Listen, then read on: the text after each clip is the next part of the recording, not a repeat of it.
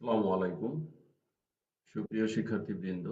সপ্তম অধ্যায়ের দ্বিতীয় ক্লাস আজকে মনোযোগ দিয়ে লক্ষ্য করো। রাজশাহী বোর্ড 2017 সালে আসা প্রশ্ন। পি মাধ্যমে দুটি উৎস থেকে সৃষ্ট শব্দদ্বয়ের কম্পাঙ্ক 340 হার্জ ও 400 হার্জ। তার মানে মাধ্যমটা হচ্ছে পি মাধ্যম। পি মাধ্যমে দুটি ভিন্ন উৎস থেকে, তাহলে দুইটা উৎস একটা মাধ্যমে।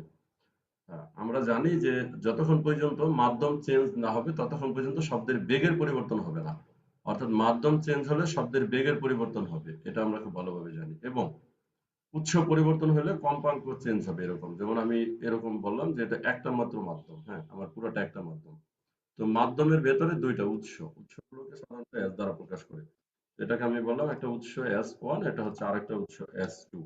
তাহলে মাধ্যম কিন্তু একটা, আর পুরোটাই হচ্ছে একটি মাধ্যম।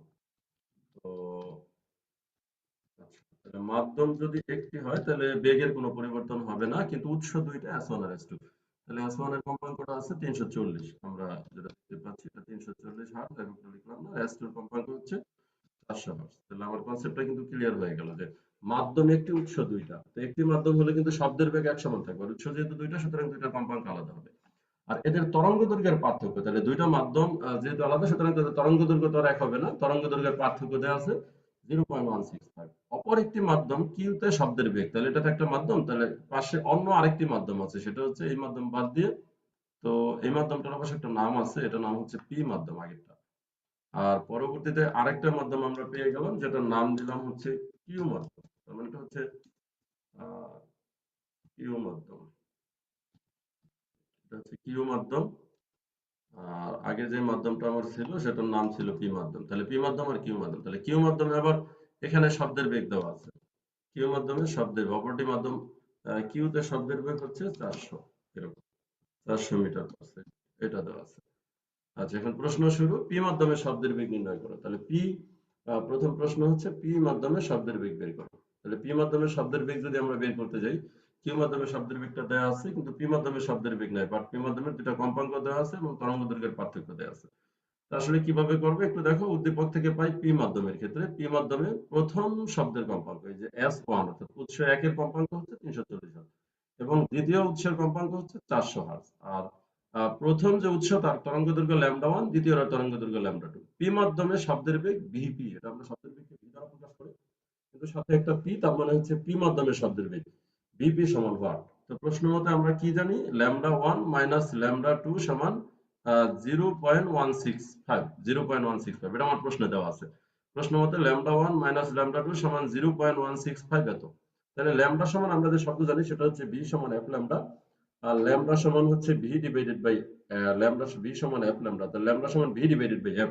তাহলে এটা যেহেতু ল্যামডা ওয়ান, তার মানে এটা যেহেতু পি মাধ্যমের কথা বলা, আচ্ছা আমি ল্যামডা ওয়ান, সুতরাং ল্যামডা সমান হচ্ছে ভি ডিভাইডেড বাই এফ।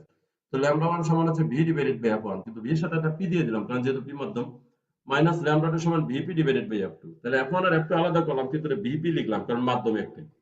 এখন আমরা এখান থেকে ভিপির মানটা বের করবো, এটুকু নিজেদের করতে হবে। রেজাল্টটা হবে 374। তো কিভাবে করবে, এখান থেকে আমরা ইচ্ছে করলে যেটা করতে পারি, F one F two common নিতে পারি।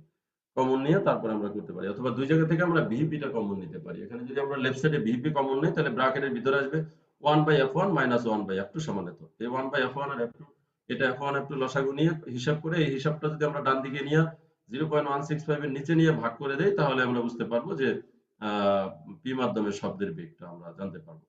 এবার চলে আসি মাধ্যম দ্বয়ের একই শব্দের তরঙ্গ দৈর্ঘ্যের পার্থক্য। আচ্ছা, মাধ্যম দ্বয়ে এই দুইটা পি এবং কিউ মাধ্যমে একই শব্দের তরঙ্গ দৈর্ঘ্যের পার্থক্য 0 মানে একটাই শব্দ দুই মাধ্যমে যদি তরঙ্গ দৈর্ঘ্যের পার্থক্য 0.1 মিটার হয় তাহলে তরঙ্গটি 80 বার কম্পনে কিউ মাধ্যমে 124 মিটার যেতে পারবে কিনা।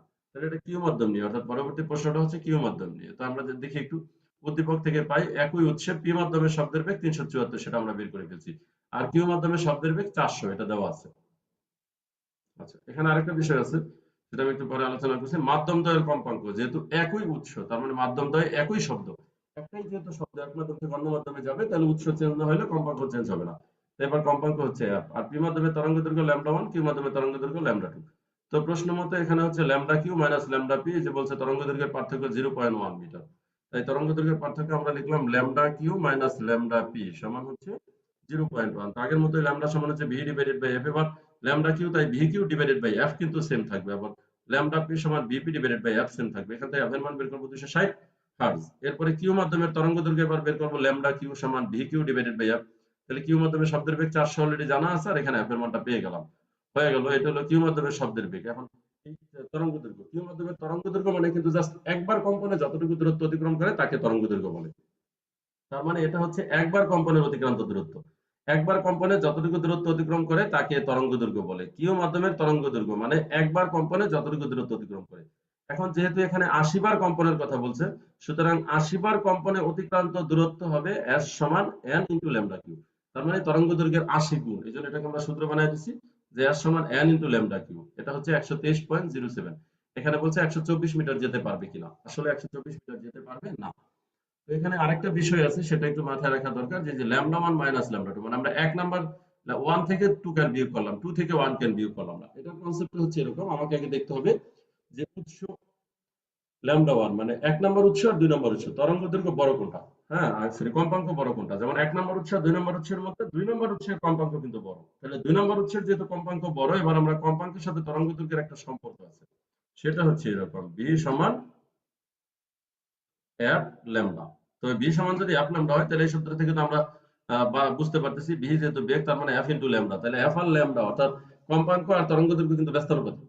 তাহলে কম্পাঙ্কের সাথে তরঙ্গ দৈর্ঘ্যের সম্পর্ক ব্যস্তানুপাতিক। তাহলে কম্পাঙ্ক যেহেতু 2 এর বড়, সুতরাং তরঙ্গ দৈর্ঘ্য হবে 1 এর বড়। এইজন্য আমরা লিখছি ল্যামডা 1 মাইনাস ল্যামডা 2। আবার দ্বিতীয়টায় যখন চলে গেছি, তখন পি আর কিউর মধ্যে পি মাধ্যমের কিউ মাধ্যমের যেহেতু শব্দের বেগ বড়, কিউ মাধ্যমে যেহেতু শব্দের বেগ 400, তো শব্দের বেগের সাথে কিন্তু আবার তরঙ্গ দৈর্ঘ্যের সম্পর্ক হচ্ছে সমানুপাতিক। সুতরাং কিউ মাধ্যমের বেগ যেহেতু বড়, কিউ মাধ্যমের তরঙ্গ দৈর্ঘ্য বড়। এইজন্য যে দ্বিতীয়বার লিখছি lambda Q minus lambda P.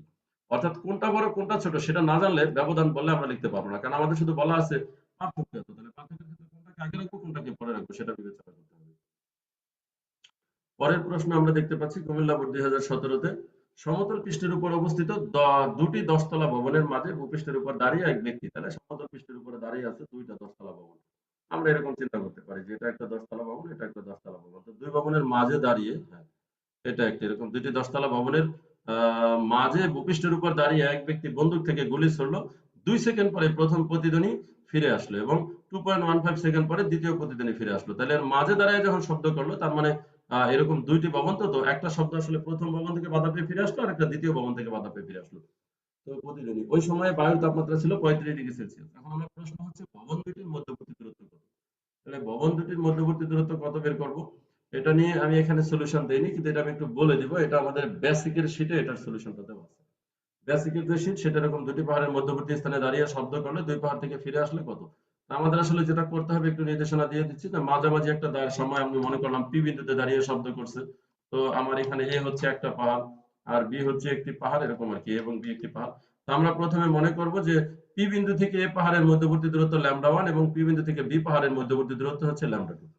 P বিন্দু থেকে এ পাহাড়ের মধ্যবর্তী দূরত্ব হচ্ছে ল্যামডা ওয়ান এবং পি বিন্দু থেকে বি পাহাড়ের মধ্যবর্তী দূরত্ব হচ্ছে পি বিন্দু থেকে এ পাহাড়ের মধ্যবর্তী দূরত্ব ল্যামডা ওয়ান এবং পি বিন্দু থেকে বি পাহাড়ের মধ্যবর্তী দূরত্ব হচ্ছে ল্যামডা টু। তো ল্যামডা ওয়ান আর ল্যামডা টু বের করার জন্য এখানে শব্দের বেগ জানা আছে, বি সমান এফ ল্যামডা। ওখান থেকে ল্যামডা ওয়ান বের করবো এবং এদিক থেকে ল্যামডা টু বের করবো।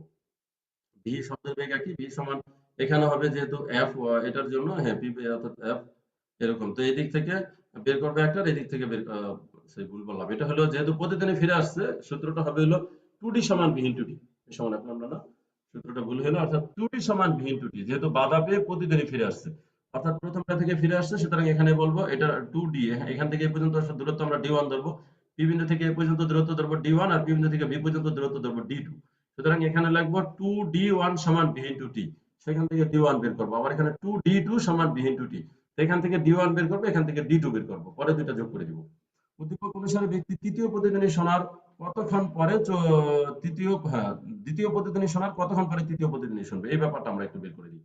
যেমন উদ্দীপক থেকে পাই বায়ুর তাপমাত্রা থিটা সমান 35°C, এটা আমাদের গ নাম্বারে বের করতে হবে। শব্দের বেগ কিভাবে 332 যোগ 0.6 ইনটু 35 এভাবে বের করবো। ভবন দুটির মধ্যবর্তী দূরত্ব 732.7, এটা আমরা গ থেকে পেয়ে গেছি। গ থেকে তৃতীয় প্রতিধ্বনি শোনার সময় টি3 সমান ভাব।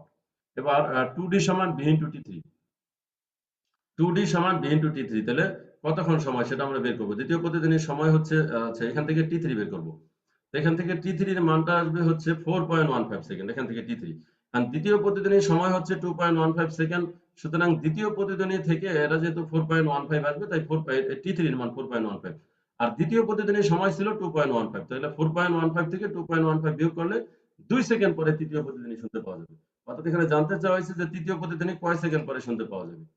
তো পরের প্রশ্ন হচ্ছে চট্টগ্রাম বোর্ড 2017 সালে যেটা আসছে, পলাশ একটি পাহাড়ের সামনে দাঁড়িয়ে শব্দ করলো। তাহলে একটি পাহাড়ের সামনে দাঁড়িয়ে পলাশ জোরে শব্দ করলো, 0.15 সেকেন্ড পরে প্রতিদিনই শুনতে পেলো, বায়ুর তাপমাত্রা দেওয়া আছে। পলাশের নিকট থেকে পাহাড়ের দূরত্ব একদম সরাসরি সূত্র 2d সমান b ইন্টু টি। তো সময়টা যেহেতু দেওয়া আছে 0.15 সেকেন্ড, আর শব্দের বেগটা আমরা 35 ডিগ্রি সেলসিয়াস 30 ডিগ্রি সেলসিয়াস তাপমাত্রায় বেগটা বের করে নিব, তারপরে ডি দূরত্ব বের করবো। পলাশ ক্রমাগত শব্দ করতে থাকলে, পাহাড়ের দিকে এগিয়ে যেতে থাকলে কত দূরত্ব পর্যন্ত প্রতিদিনই শুনবে? এখন পলাশ যে জায়গায় দাঁড়িয়ে শব্দ করছে সেখান থেকে তো প্রতিদিনই শোনে, এবং পাহাড়ের দিকে এগিয়ে যাচ্ছে প্রতিদিনই শোনা যায়, কিন্তু আমরা তো জানি যে একটি নির্দিষ্ট দূরত্ব পর্যন্তই প্রতিদিনই শোনা যাবে।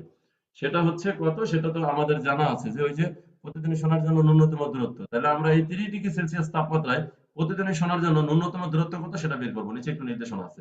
30 ডিগ্রি সেলসিয়াস তাপমাত্রায় প্রতিদিনই শোনার জন্য ন্যূনতম দূরত্ব বের করবো, সেটা হবে 17.5। এবার যেহেতু পলাশ অলরেডি 26.25 মিটার দূরে আছে, 26.25 থেকে 17.5 বাদ দিই, তাহলে 8.75। সুতরাং পলাশ এখান থেকে ক্রমাগত এগিয়ে গেলেও এই 8.75 মিটার সামনে যাওয়া পর্যন্ত প্রতিদিনই শুনবে, মানে সর্বোচ্চ, অর্থাৎ যে জায়গায় আছে সেখান থেকে সর্বোচ্চ 8.75 মিটার সামনে যেতে পারবে, ততক্ষণ পর্যন্ত প্রতিদিনই শুনবে, এরপরে আর প্রতিদিনই শুনতে পাবে না। ঠিক আছে, সবাইকে ধন্যবাদ।